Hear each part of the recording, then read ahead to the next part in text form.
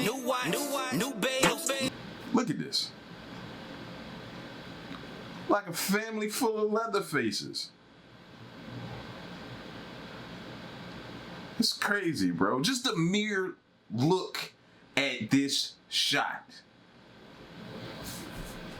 is enough to say, fam, I don't even want to live nowhere close to this family. Listen, y'all, the next video we getting into is the 5 unsolved murder mysteries that are very, very creepy. If you are new to the channel, man, and you don't understand what type of videos we be getting into, of course, we're random. That's what type of family we are. All families are random. So we check out some of everything, man. You may get, you know what I mean, some university style videos where we learn something. Or you may get some creepy style videos. You may get some murder mysteries. You may get some riddles. You may get some music. You may get everything on this channel, bro. All right? So show love back, man. Hit the like button and subscribe. Let's go. 5 unsolved murder mysteries that are very creepy. Murders happen all around the world. Some are solved within days or weeks, and sometimes it can take years. Unfortunately, though, in some instances, the killer has been known to get away with the crime. Such are the cases on this list. These are 5 unsolved murder mysteries that are very creepy. Number 5. Jodeen Seren. It was Valentine's Day 2007. Jodeen Seren was 39 years old, and despite being mentally disabled, she was high functioning and lived in her own apartment in Carlsbad, San Diego. To make sure she was okay, though, her parents made a visit to her every day. That evening, Jodeen's parents checked in on their daughter like usual. They knocked on the door, the lights were on, but no one answered. After several tries and calls, Jodeen's father, Art, broke down the door. Once inside, they walked through her dark bedroom and were shocked to find their daughter having sex with an unknown man. Upset but thinking they walked in on an awkward situation, Art told the man to get dressed and leave while both parents waited in the adjoining room. The man did as he was told and left. Minutes passed and the parents waited, but Jodeen never came out of her room. After asking for her to come out several times without a response, they decided to go in. There, they were treated to an even more shocking sight than what they had just seen. Jodeen was lying in the nude, dead. She'd been beaten and Yo! And let me tell you why I'm freaking out right now. No, they had to see that she was alive when they bust in, hopefully. Was she dead when they bust in? What the oh, snap! Yo! This dude, either she was dead when they walked in, or this dude had the balls to kill their daughter while they were waiting in the next room.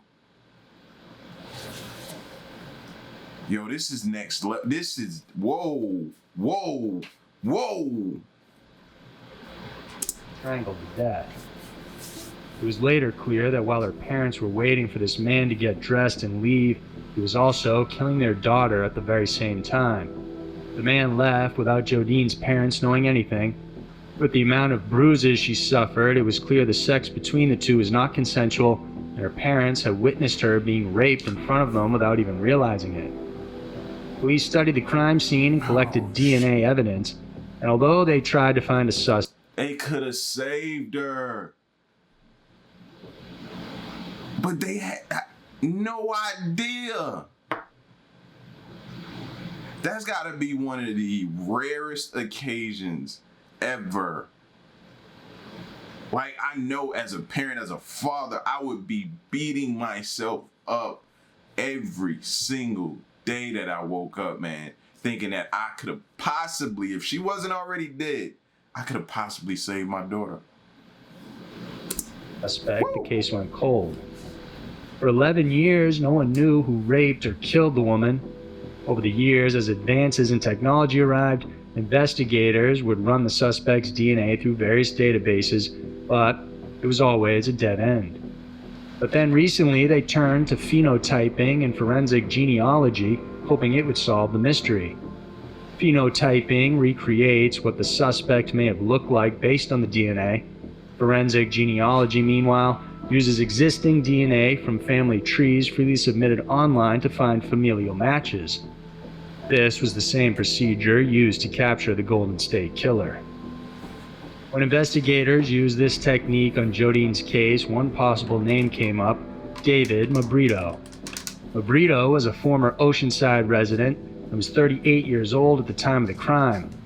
Once his name came up, it was a matter of obtaining his direct DNA from another law enforcement agency, but as it turns out, his DNA was never entered into a system because he had passed away in 2011. Even though police say they are sure that he raped and killed Seren, they still don't have answers on motive or whether Seren even knew the suspect at all. If that was him, he got off real easy, bro. Real easy. I hope he paying for it in the afterlife. Number 4, Terry Bevers. Whew. On April Before we get to number 4, man, just number 5 alone was enough to make the hairs on your arm stand up, bro. Do you realize what? Prayers goes out to that mother and father, bro. Because you know they replay that scene over and over of how they could have possibly saved their daughter. April 18, 2016, Terry Bevers, also known as Missy, arrived at Creekside Church in Midlothian, Texas at 4 a.m. for an early morning fitness class she was leading. But minutes before her, church surveillance captured a figure dressed in what appeared to be full SWAT gear. This individual carried a hammer and what looked to be a small crowbar. Although it wasn't captured on camera, the intruder and Missy did encounter each other that morning. When one of Missy's students arrived at the church for class, police received a frantic 911 call stating that there was an unresponsive woman inside. Missy didn't survive the attack, and it was later revealed she had suffered multiple stab wounds to her head and chest. 3 years after the murder, the case still remains unsolved. Even though there was clear surveillance footage, police still have no suspects or concrete leads. During the initial phase of the investigation, scrutiny focused on Missy's husband, Brand, but it turns out he was 600 miles out of town on a fishing trip during the killing. People then believed the murder may have been a robbery gone wrong and that Missy was just in the wrong place at the wrong time. But the idea of robbery seemed off as the intruder looked half-hearted in trying to pry open the doors or even steal anything from the church at all. The intruder also left Missy's diamond wedding ring on her finger. If robbery was the motive, then most likely that would be the first thing they took. Investigators estimate the intruder to be around 5'2" to 5'7". From the video, they couldn't distinguish whether the person was male or female. It's also noted the killer had a very distinctive walking gait. Although the investigation still doesn't have any solid evidence of who the killer might be, internet sleuths are pointing to one potential suspect: Brandon Bevers' father and Missy's father-in-law, Randy. According to them, Randy seems a likely suspect since days after Missy was murdered, he brought in a blood-stained shirt to the cleaners. Randy said it was from a dog injury, which supposedly the vet confirmed. But footage of Randy walking, though, seems to match up with the height and weight of the intruder. Even more telling was that the distinctive gait also mirrored Randy's. After Missy's death, investigations revealed the couple had been having marital as well as financial difficulties. There were also allegations Missy was having an affair, and so it's believed Randy may have helped his son out of the relationship.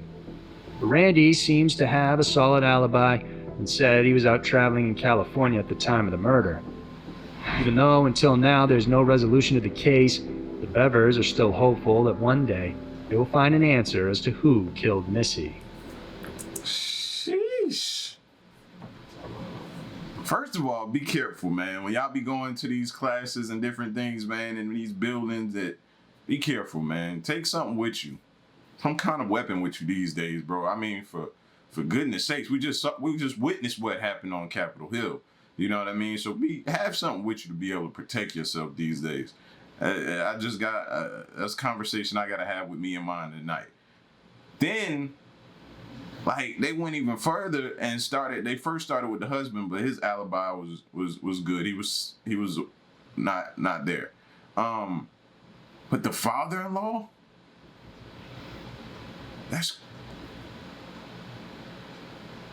the father-in-law? I was hoping when they did the walk that they showed the father-in-law's walk, because I was going to try to determine off a look, but they didn't show it. You know what I'm saying? Sheesh. What extent would you go through for your child? Y'all murdering for your kid?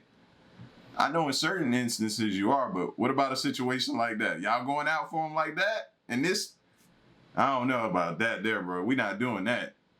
No, you married her, those are your problems. You need to deal with it like a man, or have the divorce. You know what I'm saying? But dang, he felt that I ain't trying to say he didn't do it. That seems kind of odd for marital issues. Maybe they didn't disclose everything that was going on in the marriage. You know what I'm saying?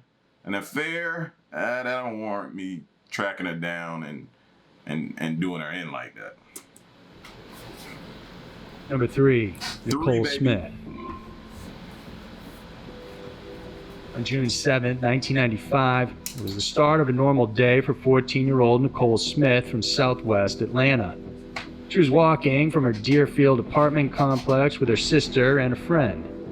Midway, though, Nicole realized she had forgotten to bring her book report. She told her sister and friend to go on without her and that she was going to head back home to get it. She decided to take a shortcut through the woods, hoping to cut time, but as she walked, she was attacked by a man who assaulted her and shot her twice in the head. Security guards in the area heard the gunshots and rushed towards them. They found Nicole's body and her school bag, which had her identification, but there was no sign of the killer. Years later, in June of 2004, another girl was viciously attacked the same way, 3 miles away at East Point. The 13-year-old was dragged into the woods, then raped. However, this time, the teen was able to run away and inform police. She described the assailant as a black man, about 20 to 30 years old, and approximately 5 feet 10 inches tall. He had a medium complexion with a gap in his front teeth, and he was wearing gold-framed glasses during the attack. The DNA collected was later matched to the same man that attacked and killed Nicole Smith. Despite this link, though, the case remained unsolved, and even now, there's still no suspects. Anyone with information can submit anonymously to the Crime Stoppers Atlanta tip line at 404-577-TIPS. It's also possible to contact them via crimestoppersatlanta.org. I know y'all thinking like, yo, L, that's right where you at. Yeah, but I'm not familiar with the area. You know what I'm saying? All I could offer is that, yo, y'all stay out the woods. Don't take no little shortcuts or nothing. And stop traveling alone. Like, stop traveling alone. Start traveling in packs, especially women. Number 2, Candace Hills. Considered a child prodigy, Candace Hills was already doing calculus by the time she was 11.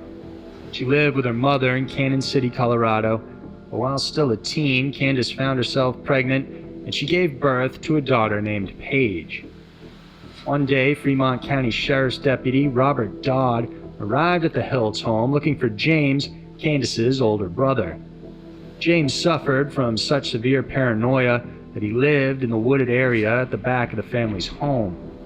The officer said he wanted to question James about a trespassing incident.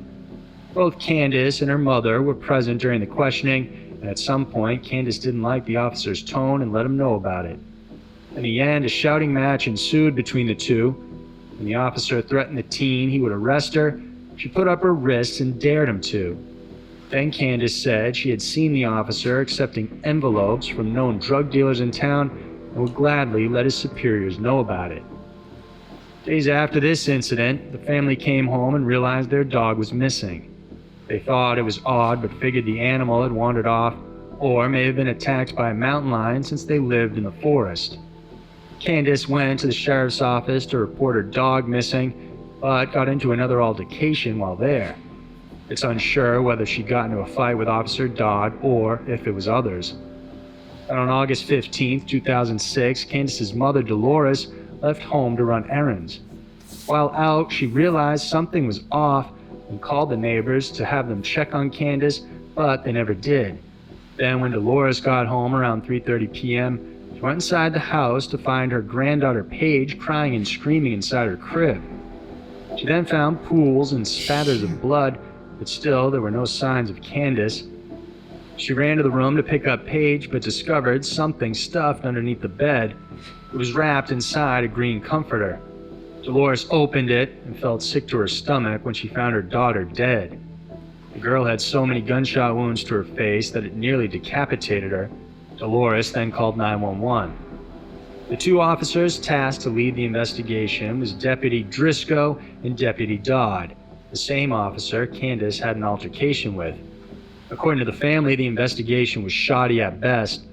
Despite being veteran officers, the two left behind a lot of evidence uncollected at the crime scene. The area wasn't taped off properly, and people walked in and out, contaminating the crime scene. Worse still is that almost immediately, the officers pointed to James, Candace's mentally ill brother, as the main suspect. They organized a manhunt, searching the wooded area behind the home, stating they were looking for evidence, but the family believes it was a ruse to find James. It was during this search the family dog was found. He had been tied to a tree and then butchered with an axe. People believe the dog was taken to stop him from alerting anyone if an intruder went inside the home. Others say it was to taunt the family. Candace's murder became a cold case. Officers still pointed to James as a possible suspect, even though he denied it and had no history of violence whatsoever or even owned a gun. What's more is that it was clear from the investigation that Candace was shot by 3 different people and suffered gunshot wounds from several different guns. Fast forward to 2017 when Rick Ratzliff bought a storage unit for $50. Inside he found police lights, police uniforms, and case files. Then he discovered a box marked evidence, and he knew he had found something that wasn't supposed to be there.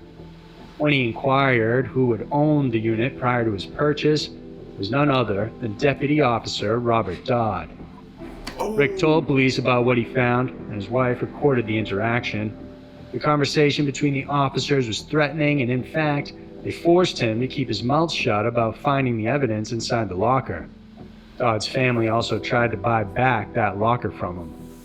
Inside the evidence box, they found the axe used to kill Candace's dog, as well as the blood-stained rope. There was also bloody socks and a backpack containing Candace's bloody shirt. Bro, they killed her. They killed her. Bro, they killed her. And the dog. And they tied him up out there to make it point to the brother. You see how they played that whole scenario out? Immediately come after their call. They're tasked. Come on, man. In most instances and situations, they're not going to task you because you have a prior history with the family that didn't go good. So why are you going to get tasked to this case? No, bro. No, bro. No. Then at a landfill outside of Cannon City, more evidence was found from a sexual assault case Dodd was involved in. The officer had thrown that out as well. Eventually, the word got out about the locker finding. The evidence was taken and held by the Colorado Bureau of Investigations. They have pledged to look into the misconducts with the Fremont County Sheriff's Department. Dodd eventually faced trial in 2018 for abusing public records and 2 counts of second-degree official misconduct. When asked why he had kept the evidence, he simply said, "No comment." Many believe Dodd, as well as other officers, might have been involved with the case, or at least botched it from the get-go, although there's no concrete proof tying them to the murder. Despite Dodd and the police's handling of the evidence, no one has been arrested in Candace Hills' death. Number 1. Why is no one arrested? Explain that to me. Why is no one arrested? Well, I'll turn this down.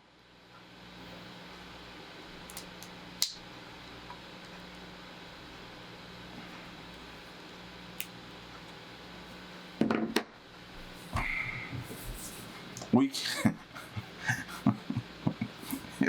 I would just keep moving on. Seawind Murder Mysteries. It was Pentecost weekend of 1976, but in a little house in Seawind, Switzerland, 5 people were brutally shot to death. Using a Winchester rifle, 13 rounds were fired off. 11 of those shots were used to shoot the victims in the head. The last 2 were fired into their bodies. The victims killed were 62-year-old Elsa Segrist Sackinger, her 63-year-old husband Eugene, Eugene's sister Anna, who was 80, and her 2 sons, 52-year-old Emmanuel and Max Westhauser, who was 49. It's believed the killer had only intended to kill both Elsa and Eugene, but was shocked to find other people there, so he decided to kill them as well. The crime was discovered on June 6, 1976, by a female passerby. Police arrived to find 4 of the corpses inside the house. The 5th one was found wrapped in a carpet and placed on the terrace. Despite heavy questioning and investigations, police found only 2 possible suspects. The first was a man named Carl Dozer. In the fall of 1996, a Winchester rifle was discovered inside the kitchen hall of a house owned by a woman with the last name Dozer. It was discovered the gun belonged to Carl and was an imitation of an Italian Winchester with a short barrel. This was the same weapon used to kill all the victims. Carl was interviewed by police about it, but he said he bought the gun at a flea market. Even though police were suspicious of him, they could not find any motive and no evidence linking him to the victims. Then there was Adolf Johnny Segrist, a relative of the victims. A business acquaintance of Adolf, Hans Blaser, said that Adolf had something to do with the murder. Because 3 weeks before the incident, Blaser said Adolf had asked him for ammunition. He said he needed extra heavy lead bullets and asked if it would fit in his Italian Winchester rifle. He also said he was getting it as a gift for someone else. When police searched his apartment, there were styrofoam heads that had been shot through in his flat. Adolf was also described as being a man who was insecure about his height and his voice because he sounded like a woman. It's believed he may have worked with Dozer to get revenge on Eugene for belittling him. Although he was arrested temporarily, he was let go and died during the mid-1980s. The Seawind murders continue to remain a mystery. Although there are strong suspects in both Dozer and Adolf, no direct evidence has linked them to the crime. So there were 5 unsolved murder mysteries that are very creepy. Bro. Whew. And I feel like he got off easy too by dying.